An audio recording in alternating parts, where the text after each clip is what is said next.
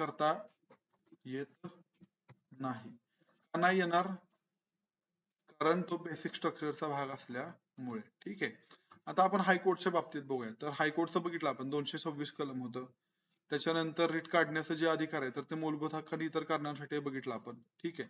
आता हायकोर्टच्या ज्युरिस्डिक्शनची व्याप्ती किती आहे बघू. तर ते प्राधिकार अधिकार क्षेत्रामध्ये ते निर्णय देऊ शकतात, रिट इश्यू करू शकतात.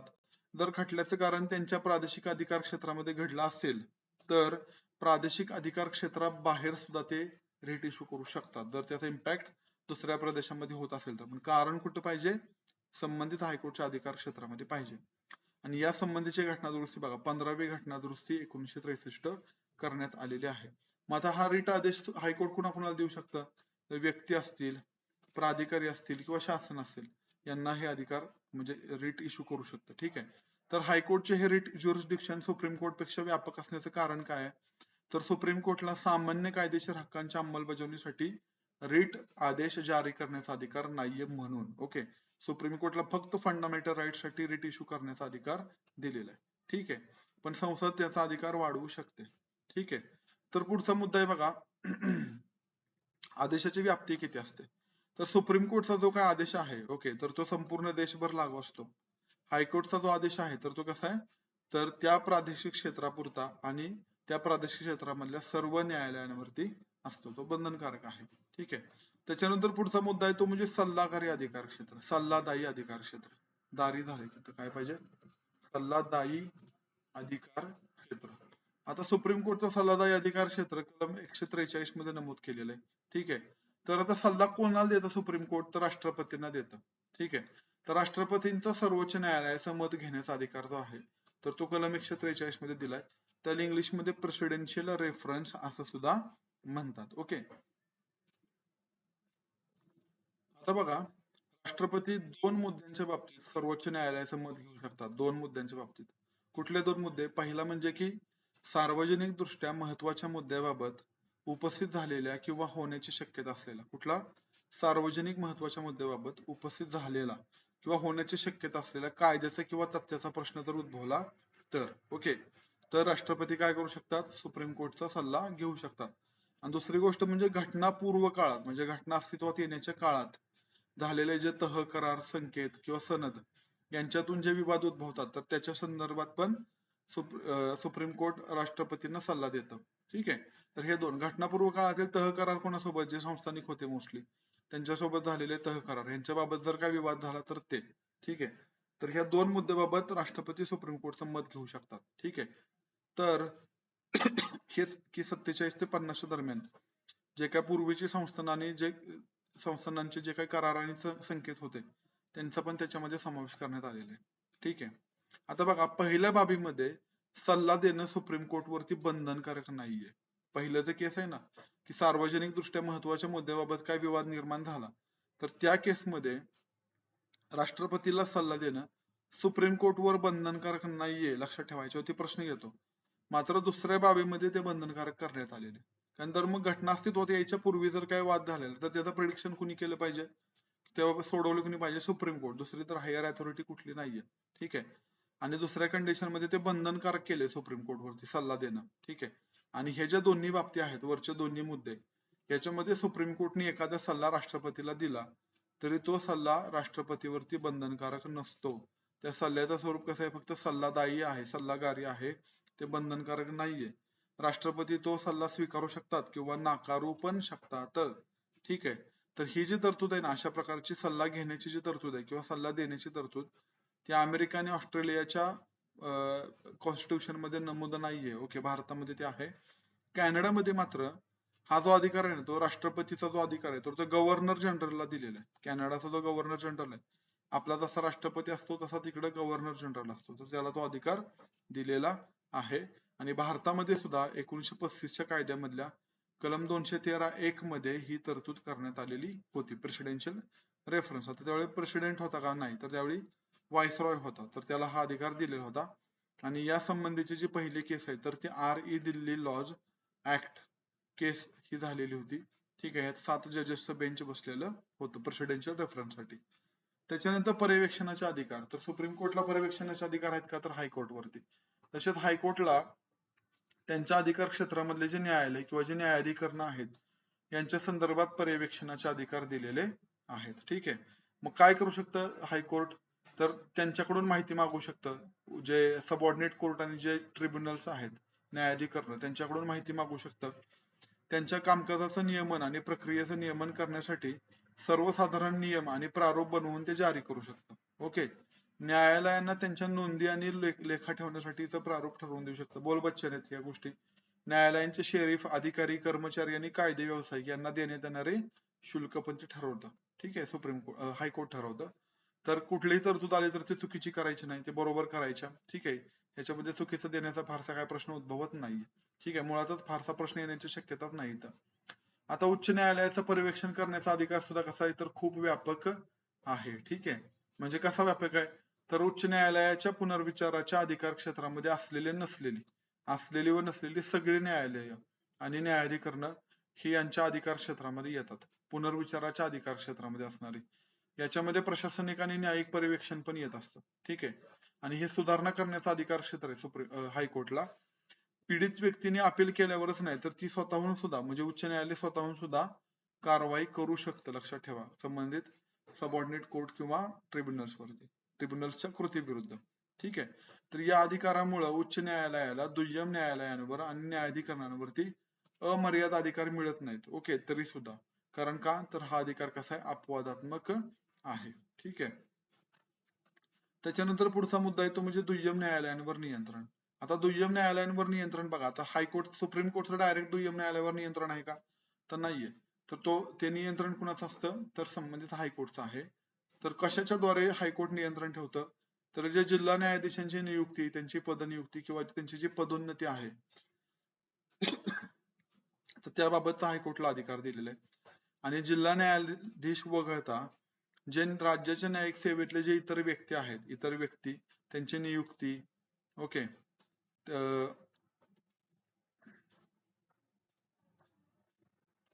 त्यांची पदोन्नती, त्यांची रजामंजुरी किंवा त्यांची बदली, त्यांचं अनुशासन या संबंधीच्या ज्या काही तरतुदी आहेत तर ते ठरवण्याचा अधिकार पण कुणाला आहे हायकोर्टला आहे. ओके. सॉरी, याबाबतचे अधिकार जे आहेत ते राज्यपालांना आहेत. मात्र राज्यपाल काय करतात याच्यामध्ये उच्च न्यायालयासोबत सल्लामसलत करतात. कुठल्या दोन बाबतीमध्ये? ह्या दोन बाबतीमध्ये, जिल्हा न्यायाधीशाची नियुक्ती आणि इतर न्यायिक सेवेतल्या व्यक्तींच्या नियुक्तीमध्ये. ठीक आहे.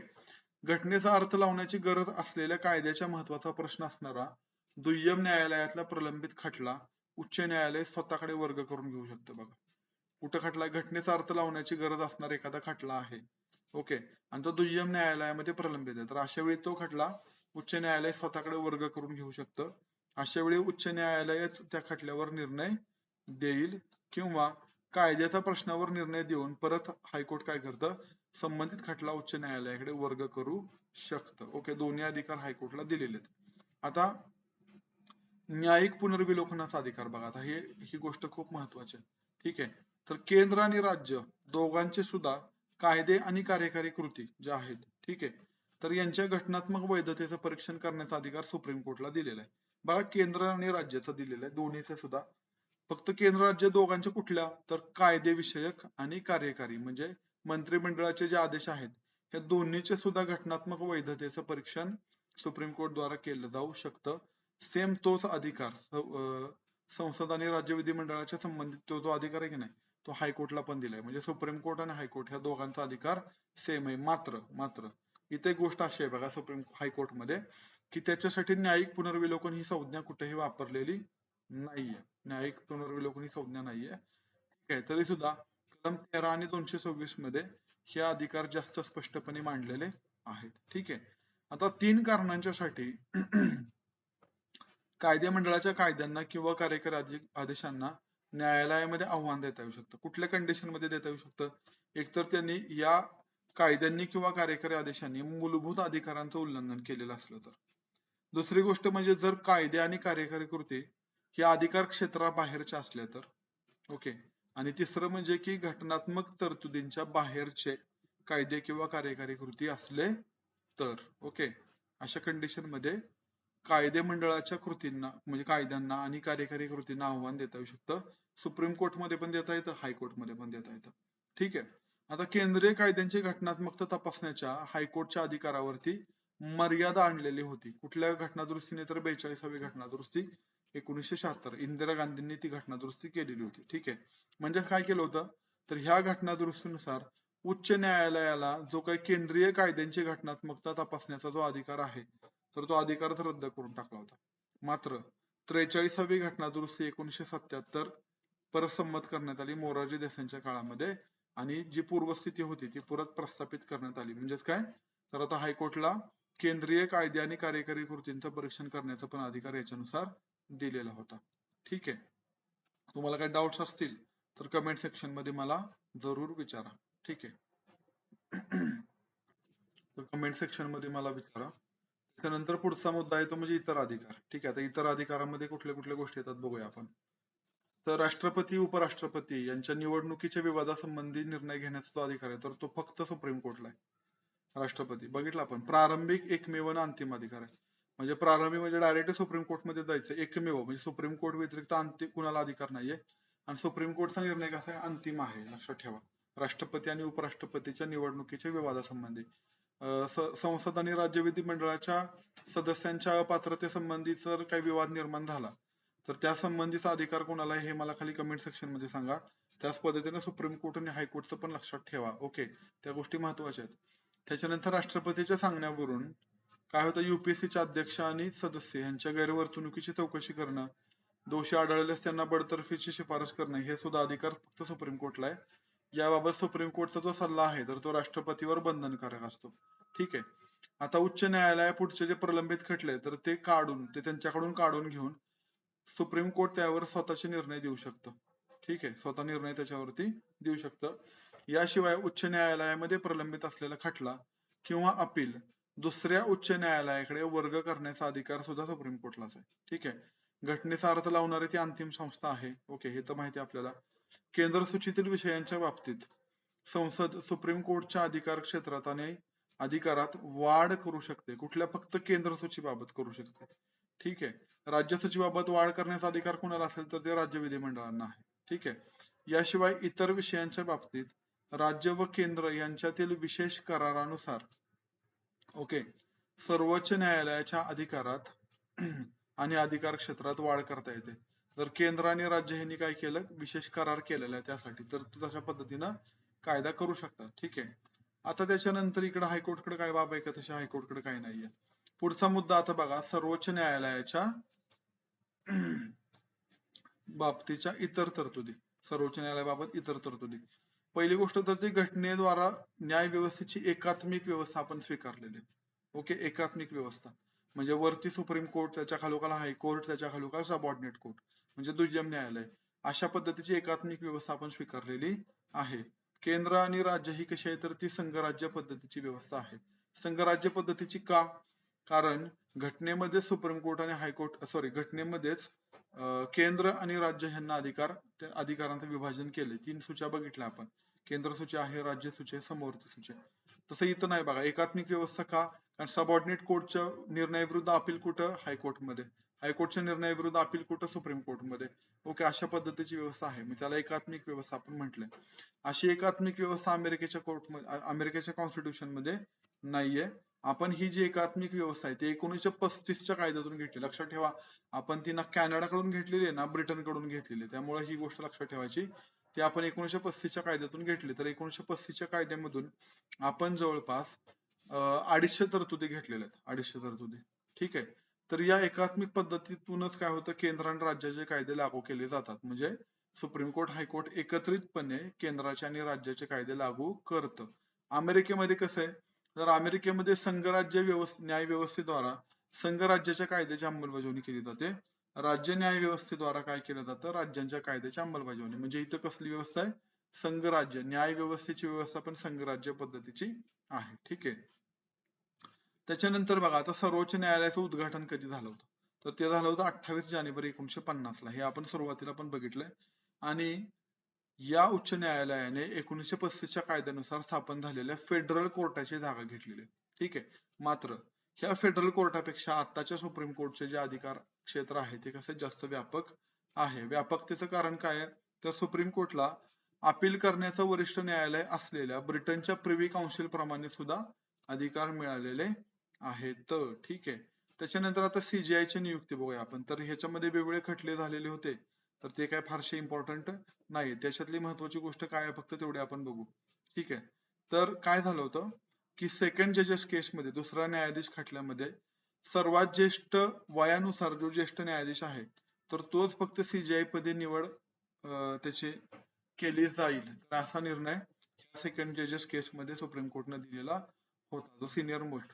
त्याच्यामुळे इंदिरा गांधींनी आधी जे काही गोष्टी केलेल्या होत्या की सगळ्यात पहिल्यांदा AN रे यांची काय केलं CGI पदी नियुक्ती केली होती. त्यांच्या अगोदर 2 ज्येष्ठ न्यायाधीशांना डावलून 3 ज्येष्ठ न्यायाधीशांना डावलून. ओके. दुसऱ्यांदा 77 मध्ये पण तसंच कृत्य केलं की HR खान हे वरिष्ठ न्यायाधीश होते, त्यांना डावलून MU बेग यांची CGI पदी नियुक्ती केली. मग HR खान यांची का नाही केली तर HR खानने बेसिक स्ट्रक्चरचा निर्णय दिलेला होता, त्याच्यामुळे त्यांना डावललं. मग हे असल्या काही प्रकार होऊ नयेत परत, ह्याच्यासाठी सेकंड जजेस केस आली. त्याच्यामध्ये काय सांगितलं 1993 मध्ये की बाबा सर्वात जो ज्येष्ठ न्यायाधीश आहे तर त्याची CGI पदी नियुक्ती केली जाईल. ओके. त्याच्यानंतर पुढचा मुद्दा बघा की न्यायालयाची प्रक्रिया. तर आता राष्ट्रपतींच्या संमतीने सुप्रीम कोर्टला आपल्या कामाची पद्धती आणि प्रक्रिया ठरवण्याचा अधिकार आहे. राष्ट्रपतींच्या संमतीने तो आहे. ठीक आहे. घटनात्मक बाबीतले जे खटले असतात किंवा जे प्रेसिडेन्शियल रेफरन्स आहे कलम 143 नुसार, तर त्यासाठी 5 जणांचं बेंच बसवलं जातं. मिनिमम 5 जणांचं बेंच बसवलं जातं. इतर खटल्यामध्ये 3 न्यायाधीश किंवा 3 पेक्षा जास्त न्यायाधीशांचं बेंच बसतं. ठीक आहे. निर्णय कसे होतात तर ओपन कोर्टमध्ये होतात आणि सगळेचे सगळे निर्णय बहुमताने घेतले जातात. लक्षात ठेवा, इथं कुठेही सुप्रीम कोर्टच्या CGI ला जास्तीचा अधिकार दिलेला नाहीये. त्याला फक्त प्रशासकीय बाबींसंबंधी जास्तीचा अधिकार आहे. ओके. आता अमेरिका आणि भारताच्या सुप्रीम कोर्टची तुलना करूया आपण. ठीक आहे. इकडे भारताचा सुप्रीम कोर्ट आहे, इकडे अमेरिकेचा सुप्रीम कोर्ट. इथं मुद्दे आहेत आपले. ठीक आहे. काय काय अधिकार आहेत बघा ह्यांना.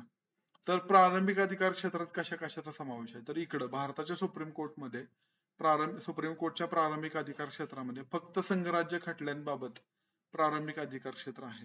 अमेरिकेमध्ये तसं नाही. अमेरिकेमध्ये संघराज्य खटले तर आहेतच, त्याच्याशिवाय नाविक दल असेल, त्याच्यानंतर सागरी व्यवहार आणि राजदूत ह्या संबंधीचे खटले सुद्धा याच्यामध्ये येतात. ठीक आहे. दुसरं म्हणजे पुनर्विचाराचा अधिकार क्षेत्र. तर भारतीय सुप्रीम कोर्टला घटनात्मक, दिवाणी, फौजदारी ह्या तिन्ही मध्ये सुद्धा पुनर्विचाराचा अधिकार क्षेत्र आहे. ओके. रिव्ह्यू करण्याचा अधिकार आहे. अमेरिकेतल्या सुप्रीम कोर्टला फक्त घटनात्मक खटल्यांबाबतच रिव्ह्यू करण्याचा अधिकार आहे. ओके. आता अपील बाय स्पेशल लीव्ह जे आहे, ओके, विशेष पुनर्विचार जे आहे, विशेष पुनर्विचार. तर विशेष पुनर्विचारामध्ये भारताच्या सर्वोच्च न्यायालयाच्या अधिकार क्षेत्रात कोणत्याही न्यायालयात किंवा न्यायाधिकरणाच्या कुठल्याही विषयाचा समावेश होतो. ठीक आहे. फक्त अपवाद काय सोडायचा ह्याला सैनिकी न्यायालय, त्यांनी निर्णय जो दिलेला आहे तर त्याचा विशेष पुनर्विचार होत नाही. ओके. इकडं अमेरिकेच्या सुप्रीम कोर्टला तर असे काय अधिकारच उपलब्ध नाहीये. सल्लागार अधिकार क्षेत्र भारताच्या सुप्रीम कोर्टला आहे, अमेरिकेच्या सुप्रीम कोर्टला सल्लाभिषेक अधिकार क्षेत्र नाहीये. ठीक आहे. न्यायिक पुनर्विलोकनाची व्याप्ती जर बघितली तर भारताच्या सुप्रीम कोर्टची व्याप्ती मर्यादित आहे. अमेरिकेच्या सुप्रीम कोर्टला व्याप्ती कशी त्याची जास्त विस्तृत आहे. ठीक आहे. आता फंडामेंटल राईटच्या संरक्षणासाठीचं तत्व बघा, हे खूप महत्वाचं आहे. याच्यातली गोष्ट ऑलरेडी फंडामेंटल राईट मध्ये पण आपण ती गोष्ट बघितलेली आहे. तर प्रोसिजर इस्टॅब्लिश बाय लॉ हे मूलभूत अधिकाराच्या संरक्षणाचं तत्व इंडियामध्ये वापरलं जातं आणि अमेरिकेमध्ये ड्यू प्रोसिजर ऑफ लॉ हे तत्व वापरलं जातं. तर ह्या गोष्टी ऑलरेडी मी एक्सप्लेन केलेल्या आहेत. ओके. घटनेचे जे वैशिष्ट्य आहेत त्याच्यामध्ये आपण त्या चॅप्टर मध्ये ती एक्सप्लेन केलेली आहे ती गोष्ट. ठीक आहे. आता पुढचा मुद्दा म्हणजे अधिकार क्षेत्रात वाढ करता येते का, तर येस, भारताच्या सुप्रीम कोर्टच्या अधिकार क्षेत्रात वाढ करता येते. तर संसद वाढ करू शकते किंवा संसद आणि राज्य विधिमंडळ करार करून त्या अधिकार क्षेत्रामध्ये वाढ करू शकतात. इकडे जसं काही वाढ करता येत नाही.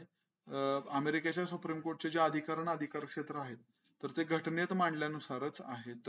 ठीक आहे. आणि शेवटचा मुद्दा आहे तो म्हणजे पर्यवेक्षणाचा अधिकार. तर एकात्मिक ज्युडिशरी असल्यामुळं भारताच्या सर्वोच्च न्यायालयाला उच्च न्यायालयांवर न्यायिक पर्यवेक्षणाचा अधिकार दिलेला आहे. अमेरिकेमध्ये मात्र कसं आहे की दुहेरी न्याय व्यवस्था आहे आणि ती स्वतंत्र आहे पूर्णपणे, याच्यामुळं उच्च न्यायालयांवर नियंत्रणाचा अधिकार दिलेला नाहीये. ओके. तर आपला इथं सुप्रीम कोर्ट हायकोर्टचा जो चॅप्टर आहे तर तो चॅप्टर सुद्धा संपलेला आहे. ओके. जर तुम्हाला सुप्रीम कोर्ट हायकोर्ट बद्दल काही डाऊट्स असतील तर मला कमेंट सेक्शन मध्ये विचारा. मी जास्तीत जास्त प्रश्नांची उत्तरं देण्याचा प्रयत्न करेन. तर आज आपण या चॅप्टर मध्ये इथे थांबूयात. Thank you so much.